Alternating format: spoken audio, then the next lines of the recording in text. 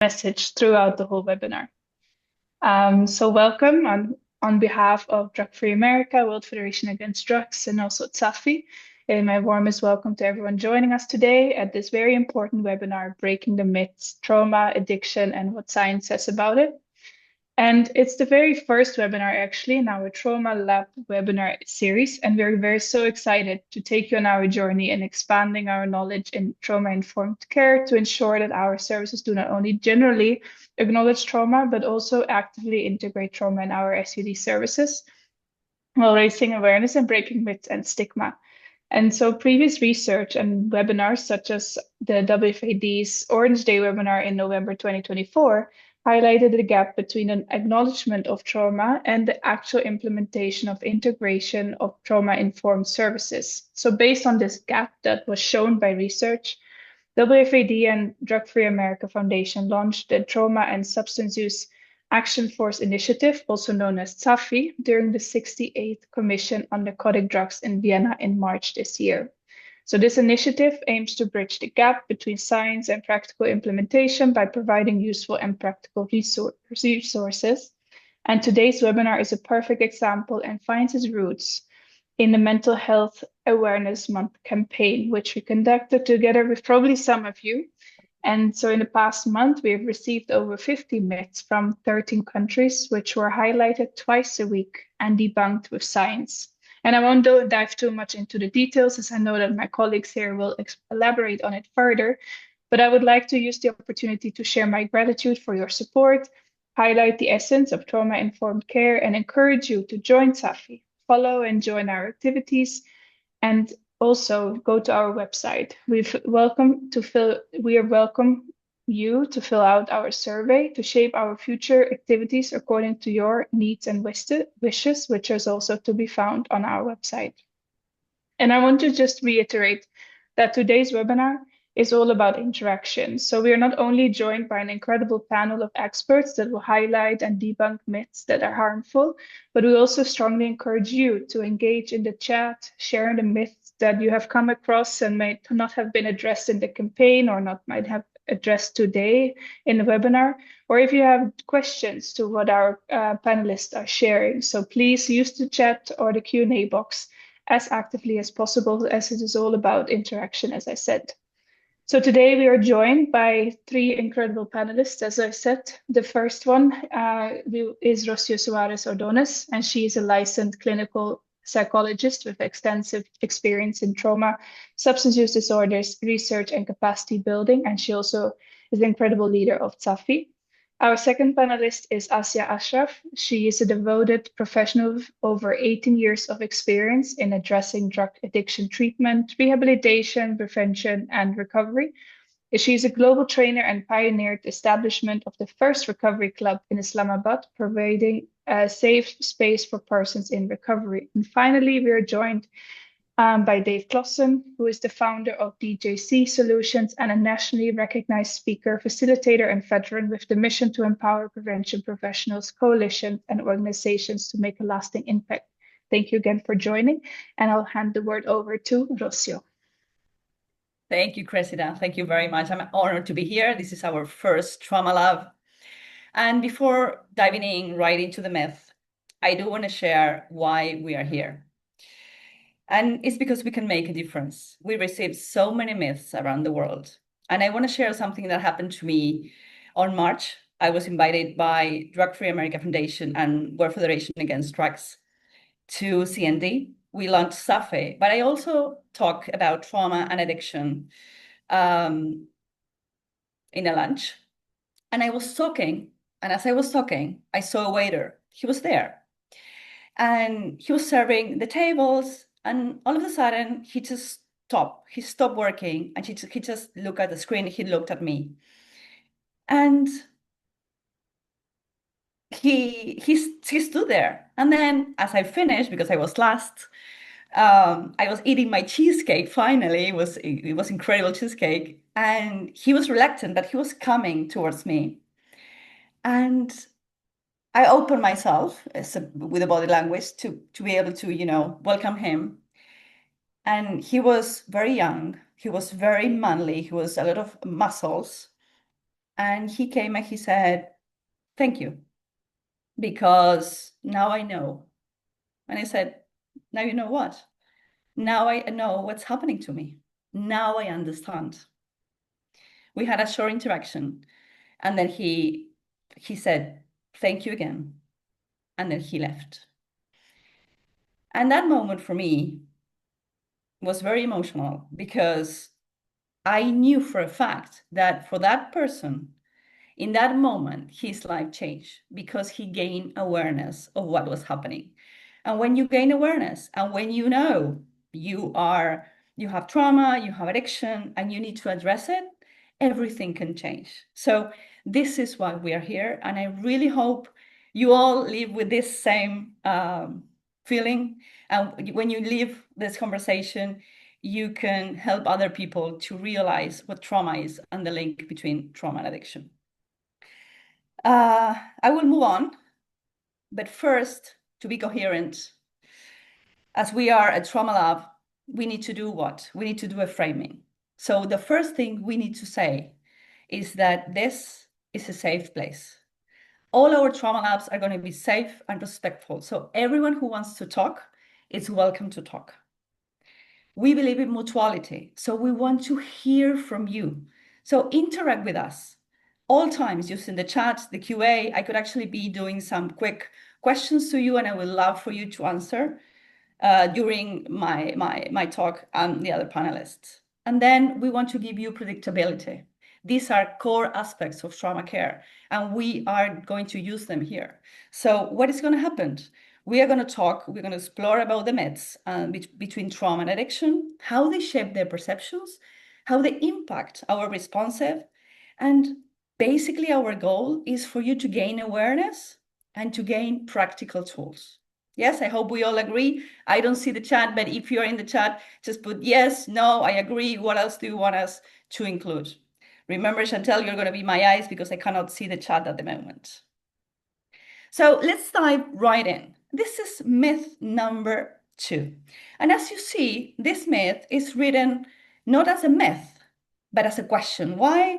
Because when we sat with the team for the campaign, we said, okay, we don't want to put the myth as it is. We need to put it as a question, not to reinforce the myth, but to make people think. So the first myth is this: are addiction and trauma truly unrelated, or does trauma play a significant role?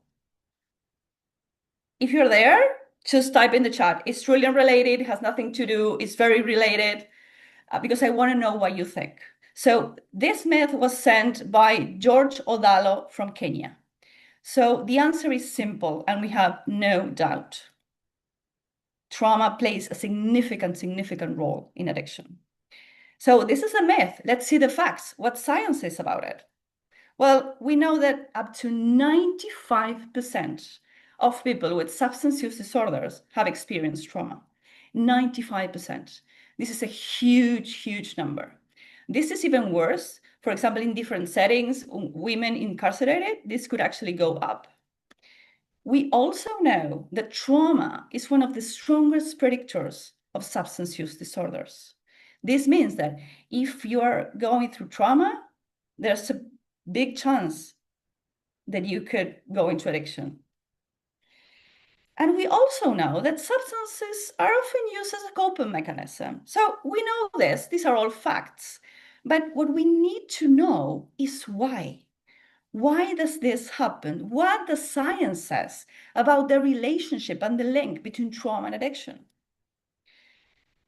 And it's simple.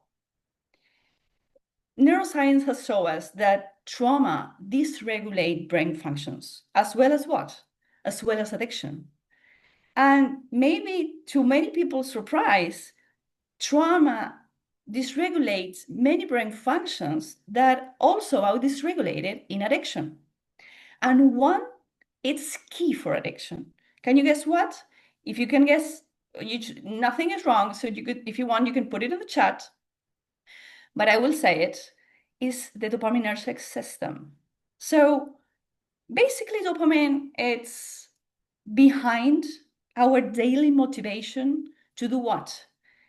To go to one behavior, path A, or to do another behavior, path B. Dopamine is behind our behavior, our motivation to do one thing or another. This important is dopamine. But what happens in trauma? People with trauma have low dopamine levels.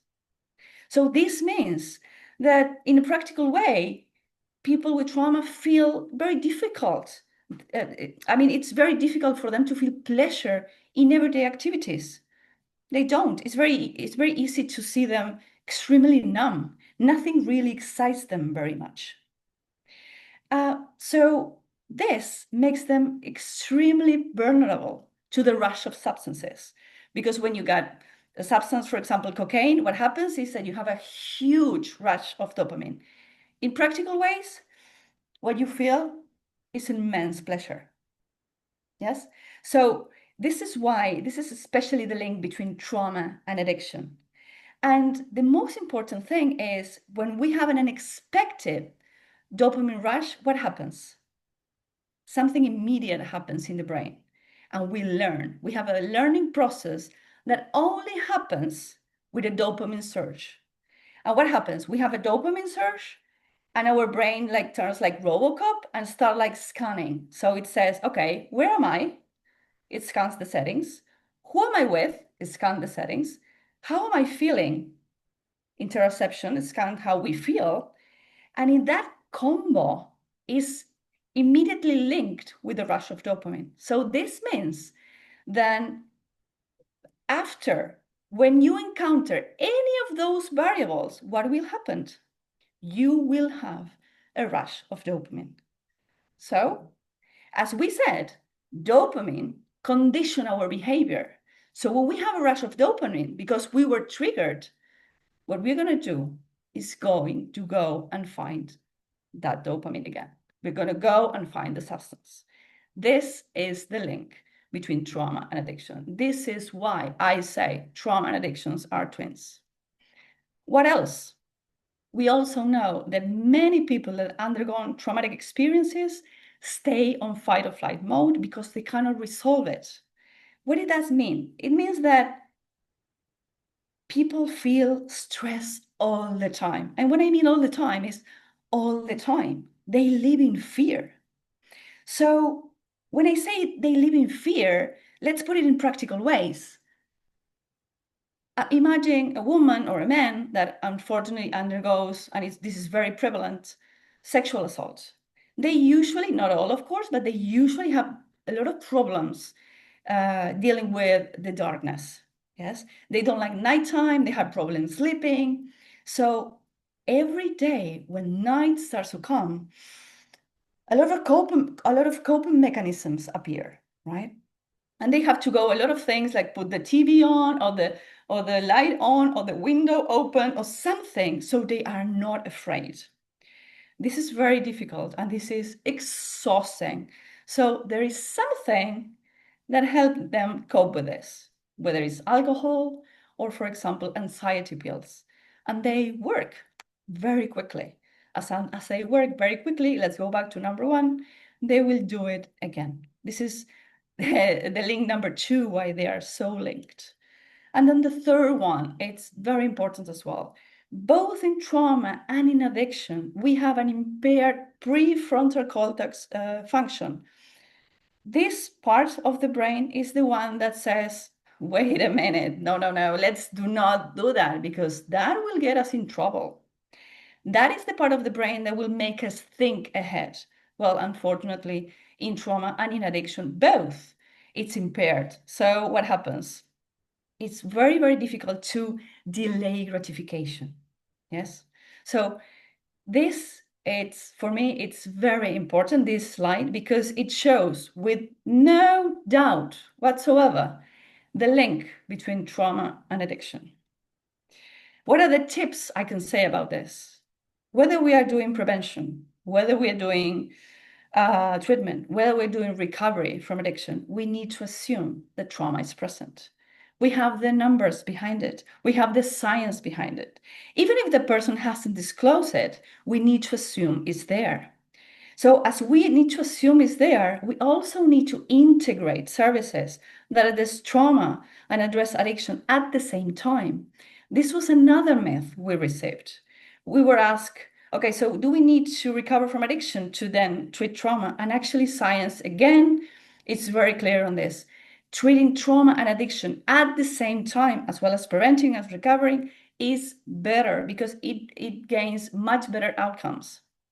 And the third tip I can give you is let's screen for trauma and adverse childhood events in a very sensitive and non-invasive manner. Why? Because I led a research last year, and unfortunately, we know that less than 30% of providers around the world screen for trauma in treatment settings. So we need to screen for it. And I don't want to end this little introduction without putting this quote here that says, that is very strong and says, we cannot begin to address the totality of an individual's health care or focus on promoting health or preventing any disease unless we address trauma. So trauma, according to science is this important. So thank you very much. This ends my presentation here. If you have any comments, any questions, please type it in the chat. And I see Dave that he is nodding. I had this conversation with him during a podcast. And when I invited Dave to be part of this webinar, I said, what happens with men and trauma, Dave? Because there's a huge myth about it. So can you help us, Dave, with this? Yes, I would be honored to. And I just want to first thank you and the entire team behind the scenes for creating this safe opportunity for me to bring and share my own lived experience and stories to hopefully help others navigate and support others as well. So thank you all very, very much for inviting me to be a part of this. And so the myth that I wanna tackle here is woven throughout my own lived experience. And so as I unpack this myth, should men be strong enough to handle trauma without help? I'm going to unpack it with a little bit of story to help really show how it showed up in my own life and my own lived experience. You see, I'm a third generation veteran. That's a picture of my father and my uncle. Service is in my bones. It's in my blood. I was born to serve. My father, my hero, was an Army Airborne Ranger in Vietnam, a decorated combat veteran who went on to retire as a sergeant major, the highest enlisted rank a soldier can earn. Now, growing up under his leadership brought toughness and duty. And they weren't just values, they were expectations. So at 17, going on 18, barely old enough, I enlisted in the Army. And I picked infantry, not because it was easy, but because that's what my dad had done. And I wanted to walk the same path. I wanted to make him proud. Now, fast forward a few years, while I was a junior in college, I had just turned 21 years old. I was deployed to Iraq. And my welcome to war, well, that was being blown up by a roadside bomb during my first week in country, to where I ended up suffering a traumatic brain injury, which went undiagnosed for about 10 years. Now, over the course of my deployment, I led about 180 combat patrols. I was on our company's recon sniper team. I saw things. I did things. I carried things. Some of those things that don't fit neatly in an after action report or a debriefing. But when I came home, I didn't talk about any of it. I struggled in silence. I struggled alone. And with that undiagnosed traumatic brain injury, with post-traumatic stress disorder, anxiety, depression, moral injury, and even addiction, all while trying to finish my bachelor's degree, get my master's degree, and figure out what it means to be an adult and a civilian. But I was still clinging to this myth that I'd been handed to as a boy. Real men don't ask for help. Real men handle their pain. But that myth, it didn't make me strong. It nearly broke me. It nearly broke me as I struggled and I suffered in silence. And so this myth, should men be strong enough to handle trauma without help? I've walked this walk, and I'm here to tell you a few facts that I've learned the hard way. But I first want to ground it in data, because this myth doesn't just live in individuals and families like me. It lives in systems, it lives in expectations, and it lives in silence. And so first, when we look at social norms tend to silence men. A landmark study in 2003 showed that men are significantly less likely than women to seek help for mental health challenges. Why?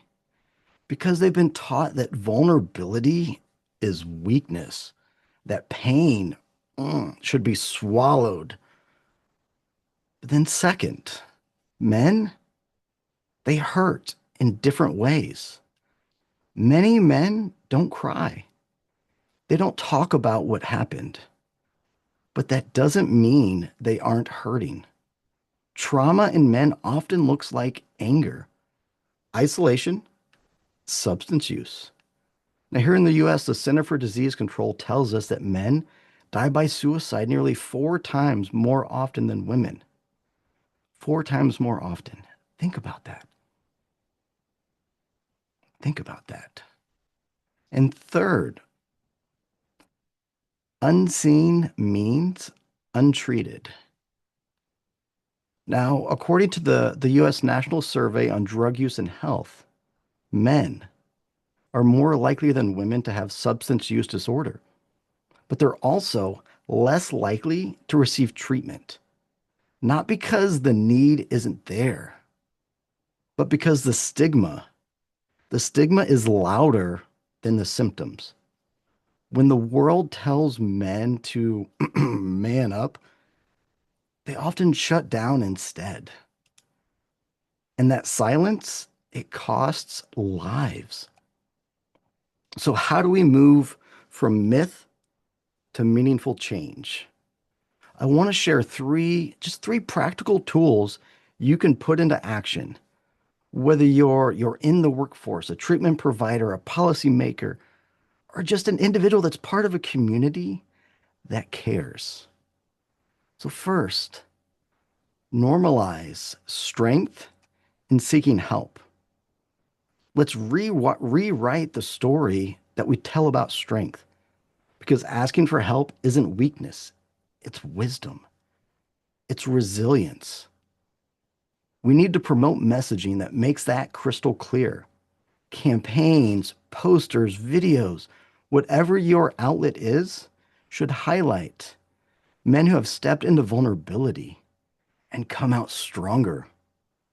Partner with veterans, athletes, leaders, real men with real stories. I promise you, their voices carry weight. And when men see themselves in the messages, they start to believe that healing is possible for them too. Healing is possible for them too. That was a bit of hope, a belief that I never thought possible for me in my darkest days. The second tip, trauma-informed masculinity training. We want to equip our teams to see trauma when it doesn't show up in the, quote, expected ways. That means training staff, clinicians, coaches, anyone working with men to recognize that trauma might sound like sarcasm or look like irritability, or show up as complete emotional shutdown. We, we need to create environments where men feel safe enough to express what they've been taught to hide. Spaces where it's okay to say, I'm not okay. Because when the room shifts from judgment to understanding, men do begin to open up and men can heal. And then the third one, peer led men's programs. Let's tap into one of the most powerful change agents out there, peer connections, especially for combat veterans like myself and men from high stress environments. Hearing from someone who's been there can break through those years of struggling in silence. Support and scale up peer led men's groups. Invest in buddy systems because programs like these, they're going to reduce isolation. They're going to build trust in a way that formal systems often can't. I have lived this, and I have seen the difference when men stop trying to carry it all alone. Now, these aren't complicated interventions. They're not high cost interventions. They're culture shifts. When we make these changes together, we don't just support men, we save them. And so I want to leave you with this. There is strength in vulnerability, not weakness. For a long time, I believed the lie that I had to carry all my pain alone, that real men don't ask for help. But when I finally reached out, when I let go of that myth, I found something I didn't expect. I found hope. That hope led to healing. That healing led to recovery. And recovery led to sobriety. And eventually, that all led to something I once thought was just out of reach, a life, a real one. I found strength not in shutting down, but in opening up. And I found safety not in silence, but in vulnerability, held by the arms of the woman who would become my wife. And now I have a beautiful family. My daughter actually turns 2 tomorrow. And I have more than a career.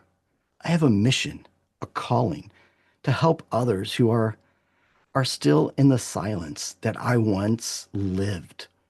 And so my ask to you all around the world, be the person who helps rewrite the story. Whether you're leading policy, providing care, or holding space in conversation, show men that strength can look like honesty, that healing is possible, and that no one has to walk this road alone. So thank you, team, again for creating this safe space for me to be vulnerable and share as well, because together is better. Thank you all very much. Thank you, Dave. I have the chills. It was very inspiring, and you actually gave very practical tools to address this. And this is a conversation at Trauma Lab, so you actually address silence. And we had a conversation like this with Asia, and actually Asia sent us a myth to Safi about should we, it was about women, but it actually happens with men and women. Should we maintain silence in order to honor our family, to not to be shameful? And so many people around the world say nothing because we fear shame, we fear guilt, we fear rejection. And sometimes it's so important, Dave and Asia, to talk with the families as well and with people, because we never know when a friend, a daughter, a son, a sister, a mother, a brother will go through a traumatic experience. And we need to know how to address it. We need to be open and to create a safe space for them to say so. So I don't know, Dave, what you have to say about that, but yeah, I think silence is one of the worst things that happens to trauma. We could unpack that some more, but I wanna hold on to it for a little bit because I think we'll add a whole nother layer to our conversation after Asha shares some more info. My friend, my dear friend, who I deeply admire, Asia. I know what you're going to talk about, and I'm so thrilled. So Dave talk about men, and you're going to talk about women. So please enlighten us. Thank you. Thank you very much. Let me share the presentation. And yes, share. Is it visible? Oh, I made it. I just learned from my assistant and I made it. Good afternoon, ladies and gentlemen. It is pleasure to be among you all.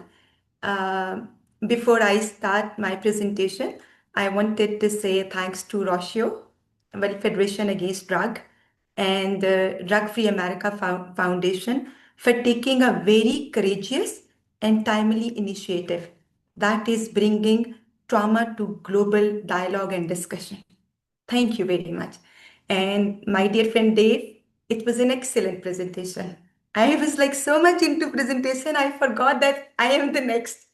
It was so much. And I'm inspired. And let's start. Today I'm going to talk about a deeply rooted myth in Pakistani society, which actually distorts how the trauma among the women is seen and responded to. And together we will explore how science and support can help us to challenge and change that narrative. So okay, I'm not able to brush you, move it. You need to be on the PowerPoint page. Yes, I'm there. Okay. And Next. I need to go do the Yes, end show? no, next up. Okay. I can't see it. Oh. Let's see. I was overly happy. Ah, you're writing. No, I don't want to write. It's just like Okay. it is just a clicked. Yes. Okay. No. Because See if I we can't can, read it. can you click loud? Yeah.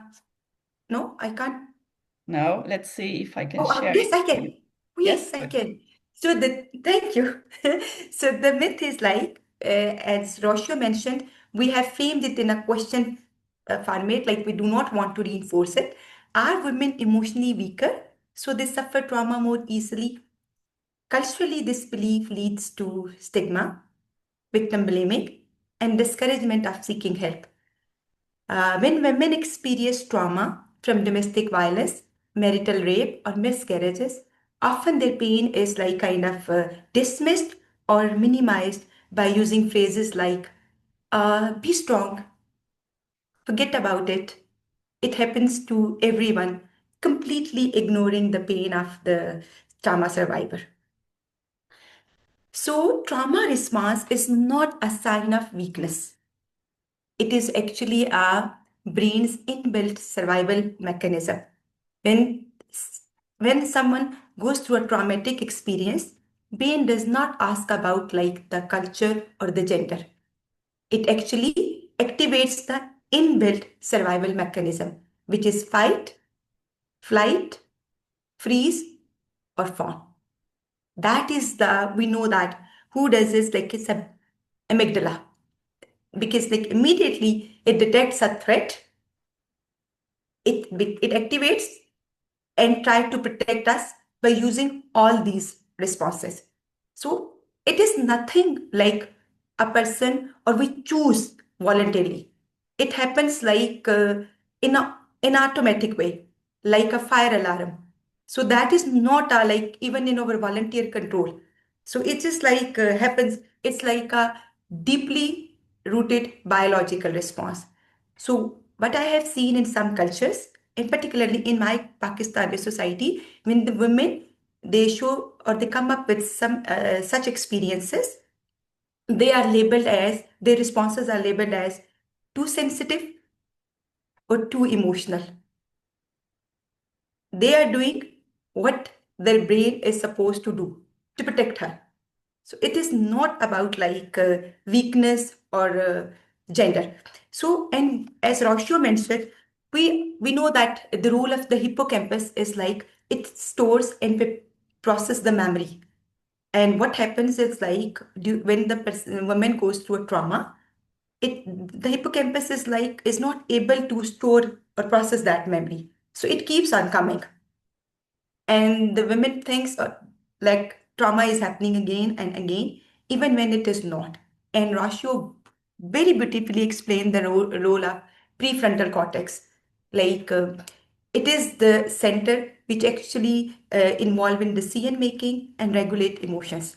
But when a woman experiences trauma, it shuts down, making it harder for her to think clearly and respond calmly. So the response is more like they're acting out as impulsively or out of the control. These responses, they are taken as weaknesses, and they're labeled as, because that women are emotional, they show these responses, which is a very natural human, universal human response. That is what we need to understand. Second is like studies have shown the women are more likely to expose like to certain kind of trauma, like domestic violence, sexual assault, or intimate partner violence, which leads to higher prevalence of PTSD. It is not because of their weak. It is just it is the trauma prevalence is related to the exposure, and that exposure is because of the social conditioning. It is not about the emotional fragility. So we need to understand that. And lastly, the emotional expression is often culturally allowed for the women. And it is not weakness. It is the coping strategy. We need to understand that. And how we can debunk or heal. We can debunk this myth and how we can heal. The most important which we have seen in our culture, that is psychoeducation. We need to focus more on community workshops, particularly on the brain-based trauma response in the community centers, in the women's shelter homes, in the health units, in the mosques, because and we can use the storytelling, we can use lived experiences, or we can use like any side of like role playing in a local language and telling people how what actually the brain how the brain reacts during the trauma. That is very much important to disseminate that brain-based trauma responses information for the community. Second is like culturally sensitive counseling. We need to offer culturally sensitive counseling because like it is very much important to understand the social and cultural belief of the like person who is suffering from the trauma. And I have seen like in my country, if you use the word trauma, abuse, or therapy, they may trigger shame, guilt, or resistance. So it is very important to use culturally respectful metaphors, like in an indirect way. Like we need to promote healing as an inner strength, not something as a rebellion. That is very much important. And thirdly, involve religious and community leaders, because like when the women they suffer from trauma and they express some responses, the first immediate step the family takes is like to take them to the faith-based healers or spiritual counselors, and they label all the symptoms that they are because to they attribute all the symptoms to magic and evil spirit, and then they try to do everything to get the evil spirit out of their body. So actually exaggerating their trauma. So that is very much important to collaborate with progressive voices who can actually reinforce the idea that strength, emotional health, and taking professional help is very important. And fourth strategy, which I would like to propose, is like media and advocacy, because it is like very common, easy to use, like radio, TV dramas, and social medias. We need to portray mental health and help seeking as a positively. It is not a taboo or the shame. It is something like that. And peer support and safe spaces. Then women-led recovery circles, as we have a very beautiful recovery lounge at Greenfield Hospital of Psychiatry, which is an open, safe, free space for the women who are in recovery and who goes through the traumatic experience. They can talk, they can express without any fear, without any judgment. They just feel at home. And I will conclude my presentation with these important lines. The belief that women are too emotional, it causes harm and blocks healing. Trauma is, secondly, that is very important key lesson is that trauma is not a sign of weakness, but a human response to overwhelming experience that we need to understand. And together, by replacing myths with science and compassion, we can build a culture of support. This is, I believe, what is the true purpose of the SAFI, what we are doing it. That is, we promoting a culture of support. Thank you very much. If there are any questions, I am there. And thanks. Thank you, Aisha. That was so inspiring. Thank you very much. And you actually mentioned a few things that we got from another myth, that is the importance of cultural experience. Yes. So we need to address cultural experience because this is a thing that we say, is the treatment, the form of prevention, the recovery the same for all?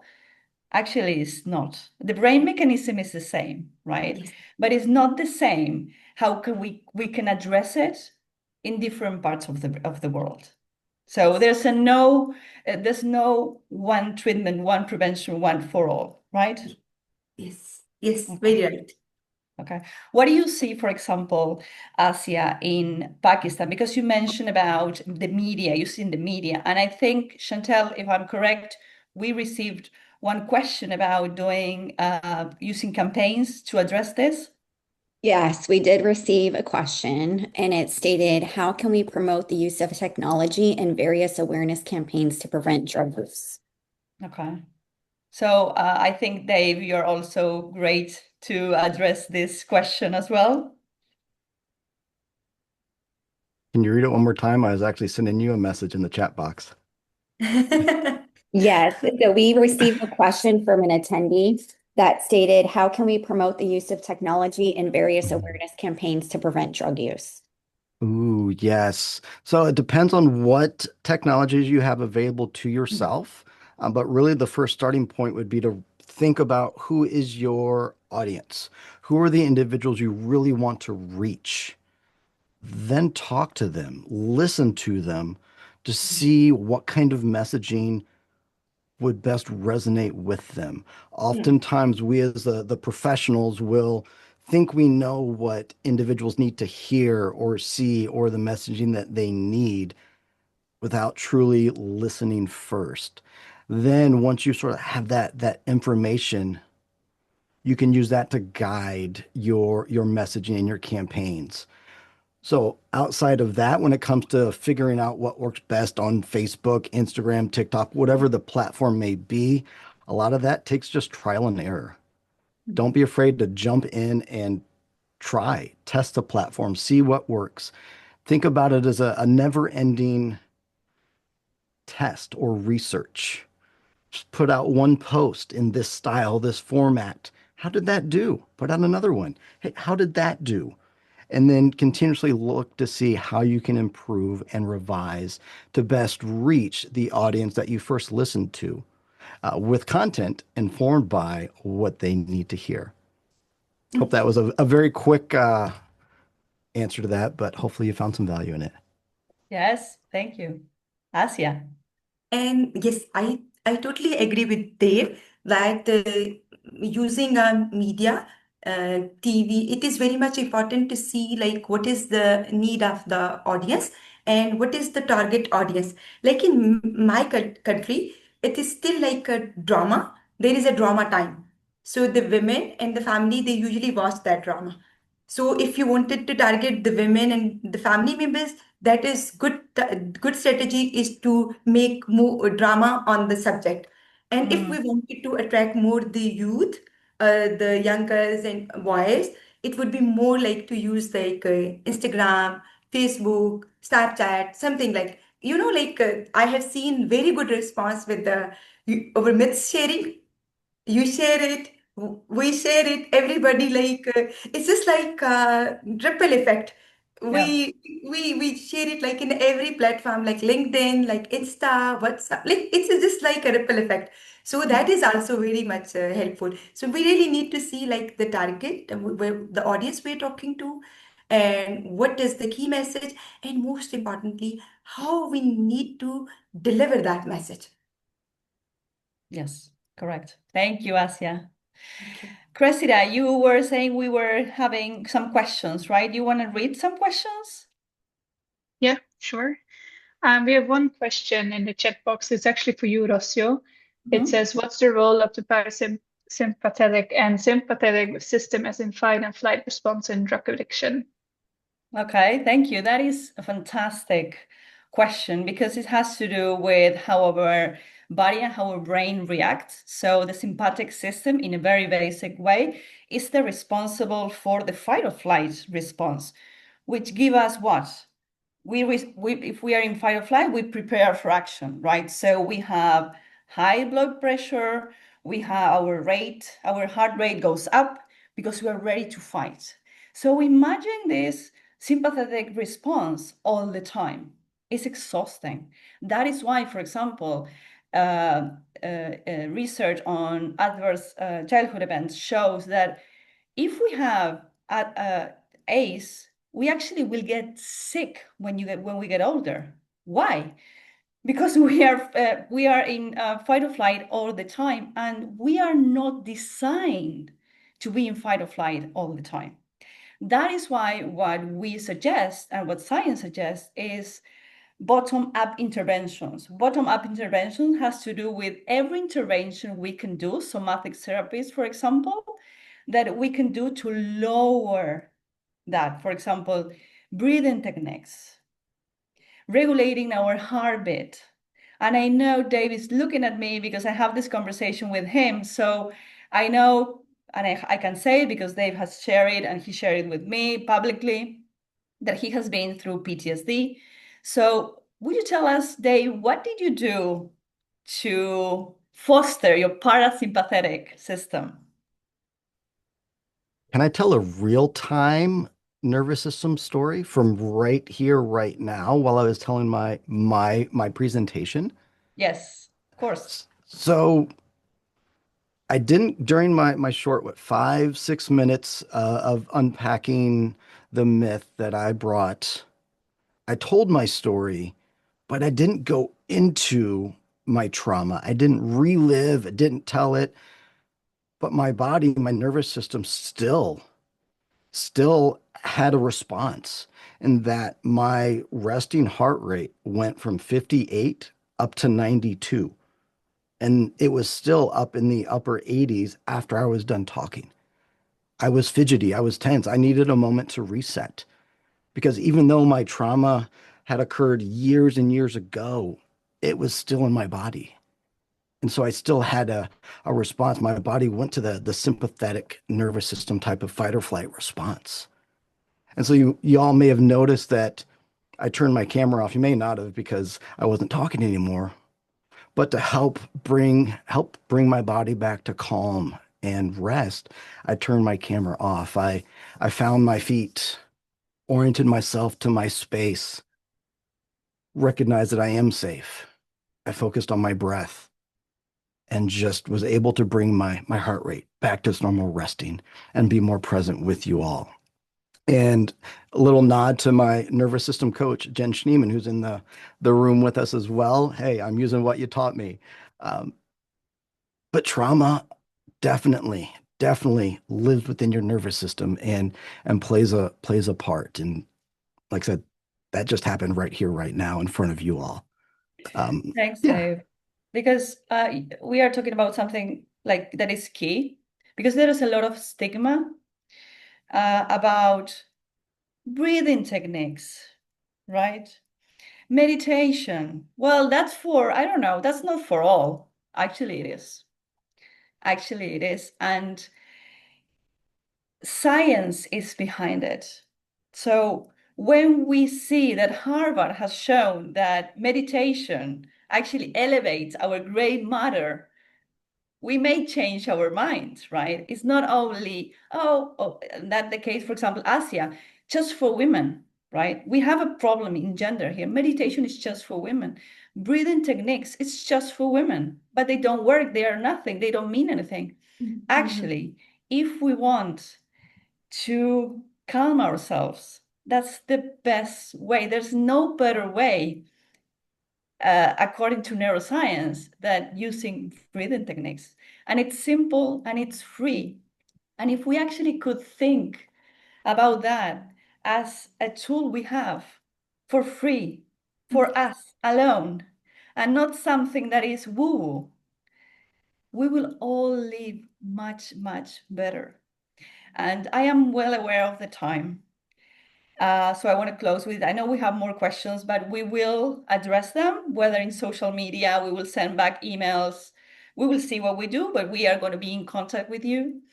But I do want to say that this is why TSAFI is here. Now I know Chantel is going to close, but we want to put resources and research about trauma in everybody's hands. That's what we want to do. Because we cannot treat addiction, we cannot prevent addiction without addressing trauma. And trauma is not woo-woo. It's a very, very proven problem that unfortunately a lot of people in this room are going through right now. And that's very uncomfortable to say. And that's even more uncomfortable to feel, right? We don't like to see, well, I'm trauma. Well, yeah, statistics are saying that yes, many of us in this room have undergone trauma, and we're actually working towards trauma. And we also know, as many providers here in the room, that sometimes treating, preventing, helping someone recover from trauma, if we have unresolved trauma, can be incredibly triggering. So it is important as well to have tools for us as providers, as NGO staff, as community leaders, as prevention leaders, to deal with that on our own. And then to be, I see Asia like nodding. It's true. It happens, but we need to talk about this because this is true. So thank you very much. I will put on the chat the information about TSAFI, and I will give, first I want to thank everyone for being here. This was an incredible Trauma Love. Thank you, Dave. Thank you, Asia. And thank you, Drug Free America and World Federation Against Drugs, for this opportunity. Chantel, the floor is yours. Wow. Well, thank you all for joining us for Breaking the Myth, Trauma, Addiction, and What Science Says About It, the first session in our TSAFI Trauma Lab series. So TSAFI stands for the Trauma and Substance Use Disorder Action Force Initiative, which is a global initiative developed by Drug Free America Foundation and the World Federation Against Drugs. So we created to bridge the trauma gap in substance use disorder care using evidence-based and neuroscience-informed strategies. As this global campaign has shown, the need for TSAFI is both urgent and widespread, as the number and diversity of myths submitted from around the world was really striking. Because these myths are not just misinformation, they're real barriers. They're barriers to healing, they're barriers to effective policy, they're barriers to recovery, and barriers to dignity and care. But today's conversation gave us something powerful. It gave us the proof that we have the tools, the science, and the lived experience to dismantle those myths together. We give a heartfelt thank you to our incredible panelists for being here today and sharing. And for those of you that shared your myths and your lived experience online through social media, you as well, all of you, your courage, your honesty, and your knowledge brought this discussion today to life. Your contributions are not only changing narratives, they are helping shape the future of trauma-informed care. And this is just the beginning because we're excited to announce that we are launching the TSAFI Trauma and Addiction Digital Toolkit. And this will be a free science-based resource designed to bring this movement into practice. So regardless of what field you work in, or if you're simply looking to change within the home and bring these meaningful conversations to your families, this toolkit will be designed for you. We are going to include a collection of common myths and their evidence-based debunking. We will have group exercises and discussion guides to help spark reflection and action. We'll have short videos and visual tools to help make complex science topics understandable. And we'll have ready-to-use resources that you can implement with your clients, your teams, your communities, and within families. So it's more than a resource, it's a platform for shared learning, collaboration, and impact. We will be updating it regularly, and your myth submissions and insights from this campaign may be included, so we encourage you to get involved. We'll share the link to the campaign along with today's recording and any relevant resources in our follow-up email. So let this not be the end of the conversation, but the beginning of a deeper global movement. One that replaces misinformation with truth. It replaces stigma with science and replaces silence with action. So thank you for being part of today and helping us break the myths, one truth at a time. We'll see you in the next Trauma Lab. Thank you all. Bye-bye. Thank you. Thank you very much. Bye. Thank you.